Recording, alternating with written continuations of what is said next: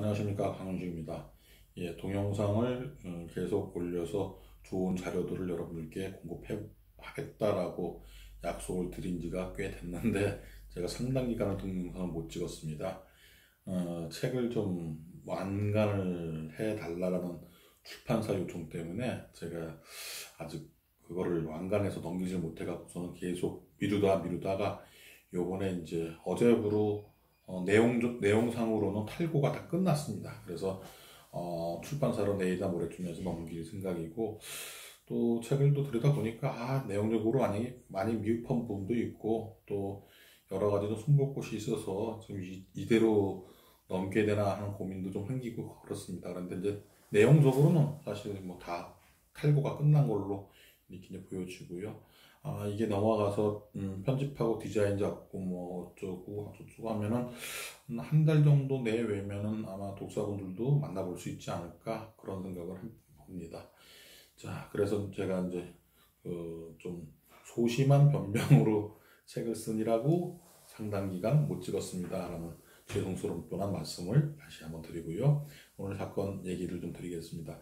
오늘 사건은 2019 타경 20681 사건입니다. 인천 광교동에 있는 성지아파트라는 그 아파트인데, 33평대 아파트인데, 이 사건은 제가 조금 기쁨이 컸던 사건입니다. 왜냐하면은 물론 뭐 인천 쪽에 요즘 자꾸 몰려 내려가는 게 있기 때문에 굉장히 그 사람들이 많이 몰리고 있는 추세이긴 한데, 뭐 많이 오리라고 생각을 했습니다. 그런데 예상보다 굉장히 많이 몰리셔갖고 한 20명 정도 입찰을 했습니다. 그런데 2등하고 3만 원 차이로 1등을 했어요. 그러니까 제가 좀 기분이 더 업되더라고요. 사실 여러분들에게는 뭐 2등과의 그 금액적인 부분 절대로 생각하지 마십시오라고 강의는 했습니다만은, 또 인간이다 보니까 그 정도 금액으로 또 낙찰되다 보니까 기분이 좋긴 하더라고요. 그래서 저도 많이 기뻤던 그런 사건이고, 저도 맨날 그 얘기 여러분들한테 드리죠. 뭐 2등하고 차이 없이 1등 받으려고 자꾸 애쓰고 이것저것 눈치 보다 보면은 화병으로 경매 일 오래 못합니다. 그거 신경 쓰지 마십시오. 내가 수익 낼 그것만 생각하십시오라고 말씀드리는데, 뭐 제가 역으로 또 그걸 딱 그 정도 차이로 낙찰되다 보니까 기쁨은 크더라고요. 근데 불행히도 이 사건이 낙찰받고 나서 바로 그 다음날 취하가 되어버렸습니다. 그래서 막 너무 또 화가 나긴 하더라고요. 근데 이 사건을 세세히 들여다보면은 상당히 잘 짜여진 채무자의 방어가 굉장히 빛났던 사건입니다. 그래서 법률적으로 여러분들이 요 사건은 이 경매의 또 권리 분석이라든가 뭐 이런 거 차원에서 조금 눈여겨보시고 공부를 좀 해 놓으시면 좋을 것 같아서 오늘 사건으로 올렸는데요. 다소 좀 어려울 수도 있습니다. 근데 뭐 조금 어렵더라도 제가 아주 쉽게 설명을 드릴 테고, 또 조금 설명이 어렵다면은 추후에 또 관련 서적들을 좀 읽어보시고 그리고 나서 다시 한번 영상을 보신다면은 아마도 이해가 금방 가리라 생각이 듭니다. 이 사건이 지금 아파트 위치도 참 좋아요. 위치가 전철역이 한 5분 거리 전철역도 있고 층수도 7층이고 뭐 그렇습니다. 근데 이 사건을 이제 등기부등본을 찾아보면요, 이렇게 되어 있습니다. 지금 이 등기부등본에 1992년도에 최초 금주당이 이제 1,900만 원 수협으로부터 1,900만 원이 들어와 있었고, 다시 그로 인해서 이제 계속 수협에서 돈을 끌어다 쓴 모양이에요. 그러기를 언제까지 그랬냐면 2016년도 12월 20일까지 한 뭐 1억 5천 넘게 1억 7, 8천 거의 한 2억 돈 가까이 인천 수협에서 돈을 끌어다 썼는데, 그러고 나서 2019년도 6월 14일 날 가처분이 들어왔습니다. 가처분이 딱 들어왔어요. 가처분이 들어오고, 그러고 이 가처분이 무엇인가에 대해서 저는 어차피 말소 기준 권리 뒤에 있는 가처분이기 때문에 그냥 낙찰받고 대금 납부하면은 자연스럽게 지워질 수 있는 거기 때문에 신경 안 써도 되겠다라는 생각을 했습니다. 그래서 입찰을 했고요. 그런데 이 가처분이 일을 저질렀습니다. 무슨 일을 저질렀냐면은 경매 신청권자가 최초 금저당권자인 인천수협이 경매 신청권자였다면은 가처분의 어떠한 법률적 행위도 해할 수 없습니다. 앞에 있는 최초의 말소 기준 권리의 권리를 갖다가 해하면서 경매를 취하시킬 수는 없습니다.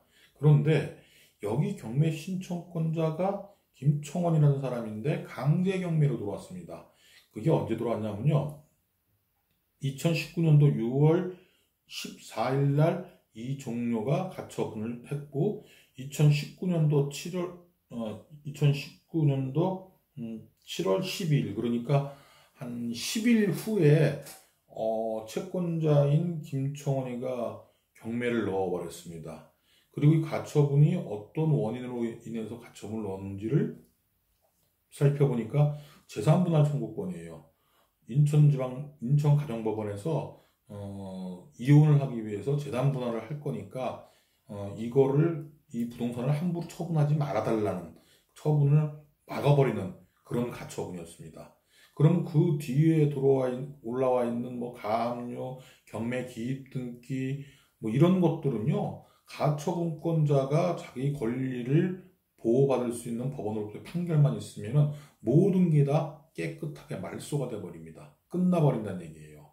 내가 낙찰을 받던 경매 기입 등기가 올라갔던 뭐가 생겼던지 간에 무조건 이거는 거의 그 소유권이나 청구권하고 같은 맥락에서 이루어지는 겁니다. 보존 처분이기 때문에 향후 미래에 판결을 받는다면 집행불능에 빠질 것을 미연에 방지하고자 채무자의 재산을 동결시키는 행위, 그것이 바로 이 가처분입니다.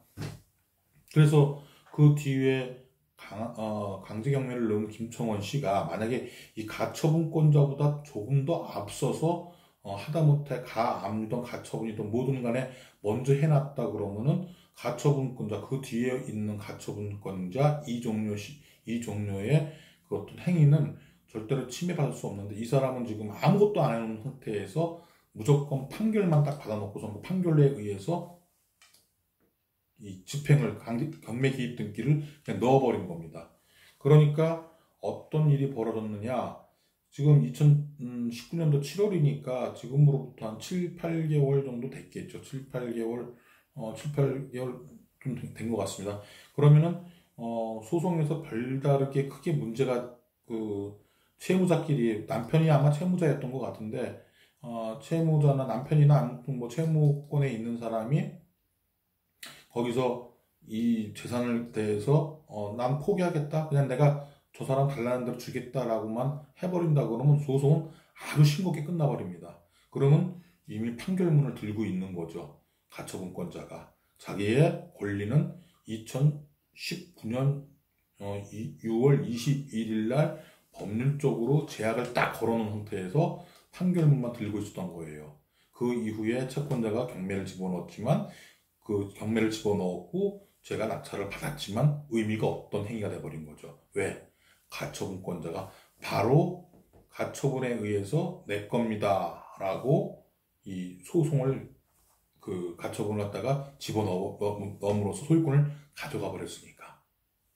그래서 제가 생각해 본 바로는 이거는 채무자가 굉장히 머리를 잘 쓴 것 같아요. 이거는 이제 법률적으로 이게 눈에 보이는 건데 지금 한 일주일 있다가 누군가가 경매를 집어넣을 것이다라는 것을 알고 살짝 일주일 전에 가처분 넣어놓고서는 소송에서 딱 승소 받은 다음에 누구의 손해인가 넘어가 버린다 그러면은 그때 딱 가처분에 의한 권리 행사를 딱 해버려서 없애버릴 생각을 했던 거죠. 이게 만약에 가처분권자가 아닌 인천수협에서 경매를 신청을 했다고 한다면 가처분권자의 권리가 묻혀버리고 없어져 버릴 수 있었는데 인천수협이 경매를 진행시키지 않았기 때문에 저의 낙찰 최고가 매수인으로의 신고는 무효가 되고 아무 일도 안 생겼던 것처럼 맨 처음에 경매가 진행되지 않았던 상황으로 다시 되돌아가 버렸습니다. 뭐 법이라는 게 그렇습니다. 이게 뭐 꼼꼼하게 잘 만들어 놓긴 하더라도 항상 허점은 있는 것이고 거기를 또 잘 비집고 들어가서 이렇게 부동산이 경매돼 갖고 넘어갈 수 있는 입장임에 불구하고 바로 이렇게 가처분 같은 것을 넣어놓고 그 직접 넣어놓고 보완 장치를 해놓는다면은 뭐 법도 어찌할 수가 없는 그런 사건이 될 수 있다라는 거 요번에 이제 말씀드리겠습니다. 예, 감사합니다.